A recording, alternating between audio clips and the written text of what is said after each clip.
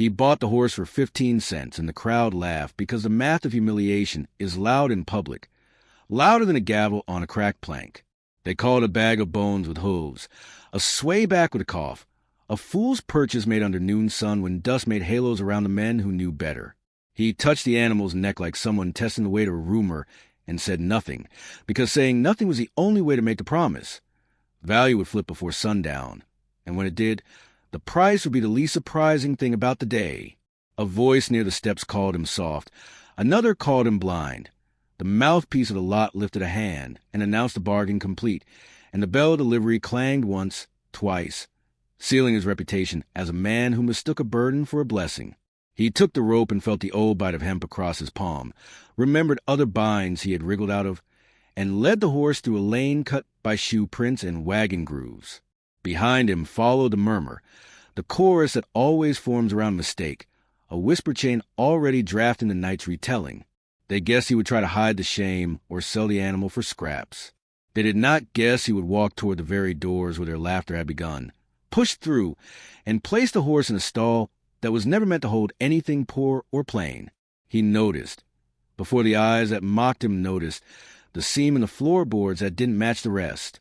He saw the extra nail head, dull not bright, placed 3 finger widths from the beam support as if somebody once marked a map and forgot to erase it, or didn't forget at all. He said to the horse, "Easy," and to the stable hand who fumbled a halter, he said, "Leave it." Then he looked up at the rafters, counted the swallows' nests, and counted the beats of something else. A watcher's breath above the murmur, a vigilance that doesn't belong to animals or to wind. He felt the place pressing in.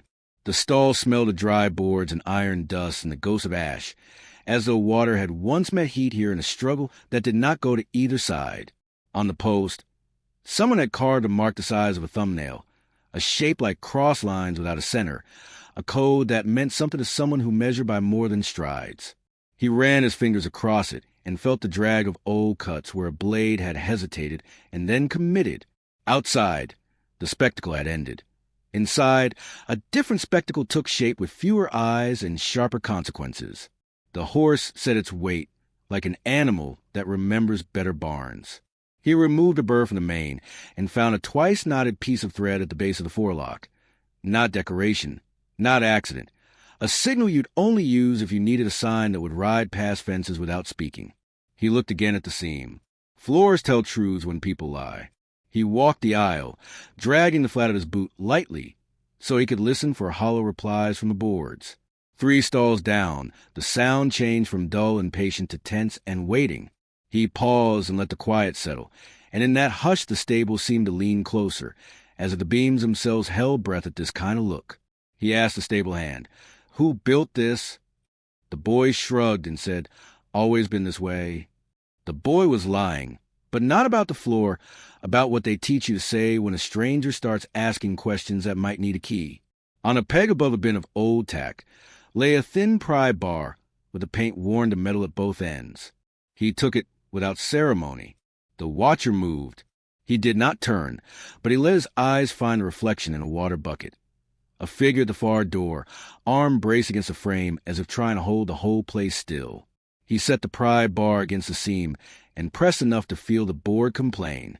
Paper rustled somewhere behind him, not the cheap torn kind, but the stiffer weight used when someone plans for a thing to last longer than good behavior. He said, "If this is yours, speak now." No answer. He looked at the horse again. The eyes were clear. The cough was theater. Someone had dusted the animal to make it look older, had starved it just to the edge of pity, but not past the point of strength. He could see muscle under the grime like a map under smoke. Outside, a cart rolled past. Hoofbeats tapped the cadence of time you could not ignore. He pressed the tool, and the first board lifted enough to breathe. Beneath was not dirt. Beneath was another layer, a shallow box lid with the faint outline of a seal burned into the wood. He did not open it. Not yet.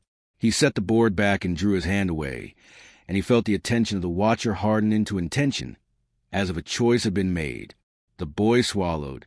The murmurs outside began to thin. The daylight bent on dust motes and made a pale river across the aisle. He stood in it, letting the horse's breath, slow and ribboned, keep time. The first offer arrived not as money, but as warning, A man with a coat too fine for sawdust stepped from the door and spoke without greeting. You don't want to make a mess. Floors rot fast when they're pried for no reason. He smiled with no teeth.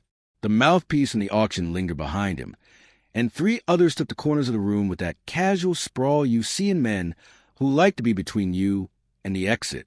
We're all neighbors, the fine coat said. We watch out for each other. We keep things simple. The protagonist, undervalued, uncertain in the eyes of others but not in his own question, said, Simple is expensive for those who can't pay. The man looked at the horse as if it were a problem of arithmetic he could solve by erasing the blackboard. I'll take it off your hands, he said. 75 cents. You get profit. You get to walk away. No, the protagonist said, and it came out flat and small and harder than iron. The fine coat's eyes shifted, not surprised, just marking the first notch in the tally he assumed would end in surrender. A whole $1, the man said. And a meal. You're thin. The chorus at the door chuckled. No, the protagonist said, and reached up to touch the cross mark on the post again, as if making sure it was still there. The man's tone cooled by a degree you could feel on the skin. Pry a single board, he said, and you buy this building's troubles. There are papers. There are rules. There are men who enforce them. I like papers, the protagonist said, and looked back at the place where Hollow met wood. He sounded like someone who had been denied papers once and never forgot the taste of that denial. The mouthpiece in the auction took a step closer, and the horse flicked an ear in a way that made him flinch. Easy, the protagonist said again, but this time he was talking to all of them. The watcher at the far door decided to break his silence. Leave it, he said. Let it be. Some things under floors are under floors for a reason. The protagonist turned, slow pushing, close on eyes, and asked, Whose reason? The room did not answer. The room never answers. Men do, or they refuse, which is also an answer. He set the pry bar down and tied the lead rope in a quick hitch any child could undo. Then he wiped his hands on his trousers and walked past a fine coat, as if stepping through fog. I'll be back, he said to no one in particular. With friends. He took the road to the edge of the yards where cinders collect and water runs slow around stacked timbers. The farrier worked there, an elder with hands like tools and a memory for how weight sits on bone. His shop chimed with a small talk of metal, light taps, a rasp, the long sigh of a bellows. You were seen, the farrier said before greetings, and that was how the confession began without yet confessing anything. Buying a story for the price of a nail.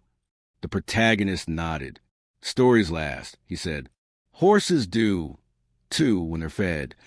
The farrier squinted at the pattern traced in dust on the man's palm, the mark from the post, the little cross lines. Where'd you touch that? He asked, and the protagonist described the stall, the seam, the dull nail, the burn on the box lid. The farrier set down his rasp and took up a small knife he used for paring frogs.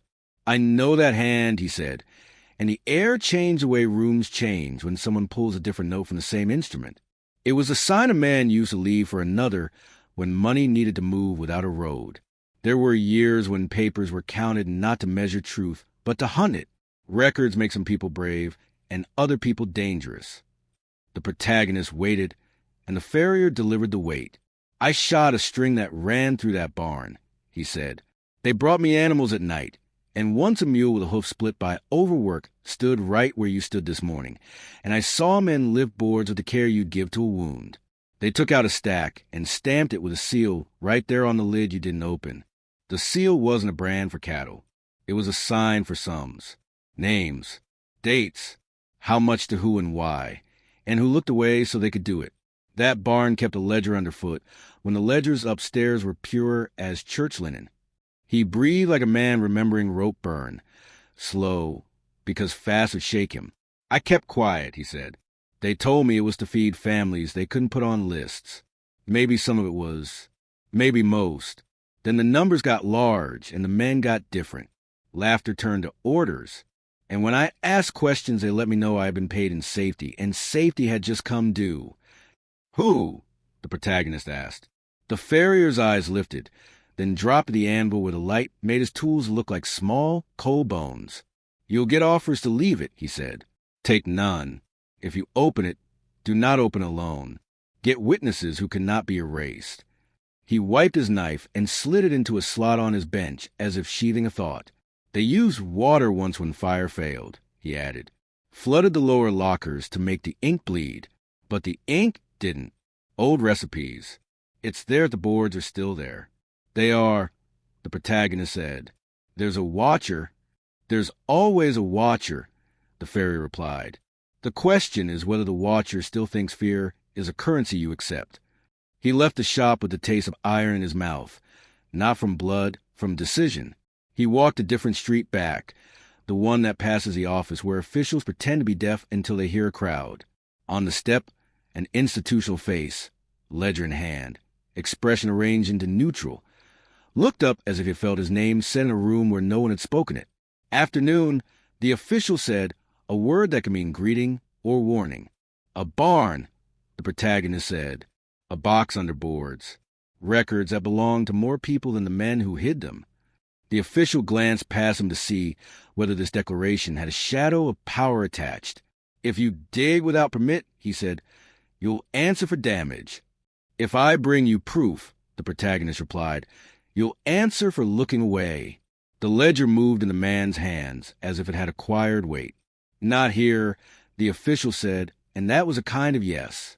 Bring witnesses, the protagonist said, and left him with the choice.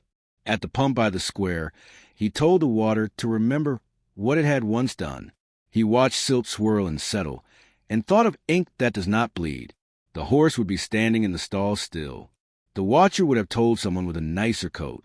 The circle was tightening, and that was fine, because circles make pressure, and pressure forces either confession or collapse. He crossed the yard with a long stride of someone who intends to arrive before rumors do. The same men at the door were still there, but their laughter was shorter now, like a saw pulling back instead of pushing forward. The fine coat reappeared with heat under the collar. $2, he said. This is generosity. It's insurance, the protagonist said. You risk losing more than money.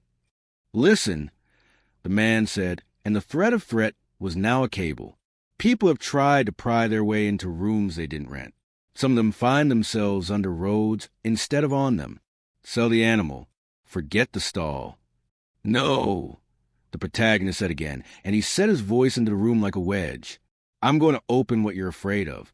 I'm going to put on a table and read it out loud. I will say numbers. I will say names. And you will have to decide whether to stand in that light or pull the rafters down around us. He stepped past them, and the watcher made no move to stop him this time, which was its own panic. The boy was gone. The aisle was empty. The horse shifted like a sentry. He tied the lead rope longer and slid the bolt on the stall, just enough, so the animal would not panic when sound rose. Then he worked the pry bar with the rhythm of a man who has opened things before. Careful on the first lift, firmer on the second, calm when the board gives up its stubbornness. The box lid waited. He set his fingers to the burn mark and felt warmth that wasn't real, just memory turning to resolve. He did not raise it.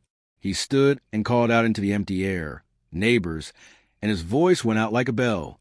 Come see. They came because spectacle is a magnet, but so is justice when someone dares pronounce it before it exists. The farrier walked at the edge, face set, and the official arrived with his ledger shut now, both hands on the cover, as if keeping a creature quiet. Women who had been hanging wash let the sheet stay on the line and leaned into the doorway to watch. Children gathered with the ruthless innocence of witnesses who have not yet learned to lie well. The fine coat brought men he could later call on to say what they needed to say. The mouthpiece in the auction rolled his shoulders as if readying to shout the price of silence. The protagonist stood by the open rectangle in the floor and waited for the noise to peak and then fall into that hush that holds a room at the lip of a new thing. He looked at the official and said, If I break the seal, you will see what I see. If I read, you will hear what I hear. If there is nothing, I will take the blame for boards and nail heads, and this horse will be the only bargain I make today. The official searched the faces, calculating which direction the wind wanted to blow, if it were asked. Do it, he said, quietly enough that only the first ring heard him. The protagonist nodded once and lifted the lid. The sound was not dramatic. It was small, a scrape like paper against a sleeve. But the air changed because the air knows when something true comes up from darkness. Inside lay stacks wrapped in twine, ends stamped with the same cross lines mark, and a ledger whose edges were sealed with a half-remembered compound that darkened when cut but did not smudge. Ink that keeps its own counsel. He did not reach for the top stack. He lifted the ledger because a ledger is a spine, and spines make bodies stand or fall. He opened to the middle because the middle is where momentum lives. He read a date from years back, a number that could buy a building, and the name of a person who had never had that much and never would have unless lines were crossed in more than ink. He read the service that name had performed. Closing gates, moving a fence line, moving a line on a map. He read the sign-off from the mouthpiece's hand, a stroke anyone in town could recognize because it shows up on every auction bill and every debt posted at the feed store. The room hushed, then pushed noise back because the first instinct is always to deny until paper makes denial look cheap. He kept reading, and he let the numbers pile like stones. The farrier, without prompting, stepped into the ring and said,